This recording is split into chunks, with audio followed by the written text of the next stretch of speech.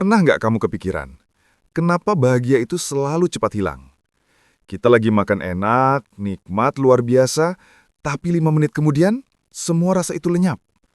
Atau pas kecil, kita punya momen senang, tapi kok kalau dihitung-hitung sebenarnya masa bahagianya sedikit sekali. Sekarang coba kita bongkar kenyataan paling jujur tentang rasa manusia. Dan kalau kita pahami baik-baik, hidup ini ternyata punya pola yang konsisten. Suka itu sebentar, duka itu datang sesekali, dan netral itu yang paling panjang. Ayo kita mulai dari sesuatu yang paling dekat dengan hidup kita. Makan. Tubuh kita punya insting lapar. Begitu lapar datang, muncul rasa sakit, rasa nggak nyaman, itulah duka. Begitu kita makan, saraf perasa di lidah menerima rangsangan, lalu muncul kelezatan, itulah suka. Dan ketika kita berhenti makan, rangsangan hilang, itulah masa netral. Yang bikin kita kaget adalah ini. Rasa nikmat makanan itu sangat sebentar. Rata-rata hanya beberapa menit saja sebelum hilang tanpa bekas. Sebanyak apapun kita makan, kenyataan ini tetap berlaku. Dan ternyata, untuk bisa merasakan nikmat makan saja, syaratnya banyak. Harus ada sumber makanan, harus punya tenaga dan keterampilan untuk mendapatkannya, harus siap risiko, dari kecelakaan kerja sampai kematian. Harus sehat fisik dan mental, bahkan harus hidup di masyarakat yang aman. Coba bayangin, hanya untuk merasakan enak beberapa menit, begitu banyak syarat yang harus terpenuhi. Sekarang masuk ke insting kedua yang tak sedikit orang mengejarnya, insting seksual. Kelezatan terbesar yang dicari manusia. Tapi faktanya, kalau dihitung secara ilmiah, rata-rata kebahagiaan seksual murni saat mengalami orgasme hanya sekitar 1 menit setiap hubungan. Dan kalau dihitung bulanan, orang kebanyakan hanya menikmati sekitar 8 menit kebahagiaan seksual. 8 menit per bulan untuk sesuatu yang dikejar mati-matian. Sangatlah sia-sia. Semuanya menunjukkan satu pola besar. Bahagia dunia terikat syarat, durasi sukanya pendek, dan mudah berubah menjadi bencana, penyakit, kekecewaan, rasa bersalah atau beban hidup.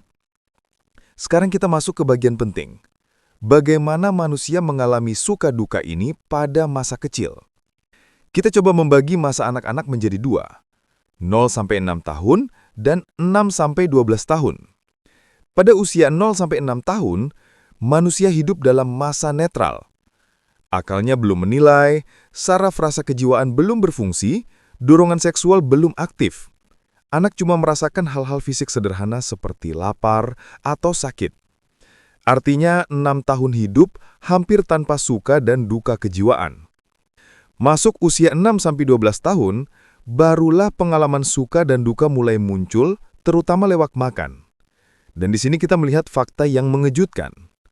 Total pengalaman suka makan selama 6 tahun itu hanya sekitar 50 hari atau sekitar 1,5 bulan saja.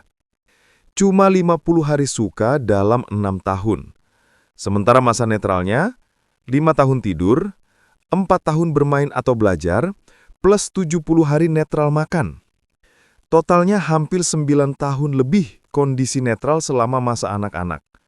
Artinya masa kecil bukan masa penuh tawa seperti yang kita bayangkan. Masa kecil adalah masa netral panjang dengan sedikit suka dan sedikit duka. Dari sini kita mulai melihat pola besar kehidupan. Suka itu sebentar, duka itu datang seketika saraf menerima rangsangan yang menyakitkan, dan sisanya kehidupan berjalan dalam keadaan netral. Pemahaman ini penting, karena dari sinilah kita bisa menilai cita-cita macam apa yang benar-benar layak dikejar. Apakah yang kelezatannya sebentar, atau sesuatu yang lebih besar dari sekedar rangsang syaraf? Di episode berikutnya, kita masuk ke fase kehidupan paling kompleks dan paling menentukan, masa dewasa. Masa di mana cita-cita benar-benar diuji oleh waktu, realitas, dan batas kemampuan manusia. Jangan lewatkan, like dan subscribe untuk ikut perjalanan pemahaman besar ini. Dan tetap ikuti channel ini, karena Islam ilmiah akan terus menginspirasi dan menguatkan iman.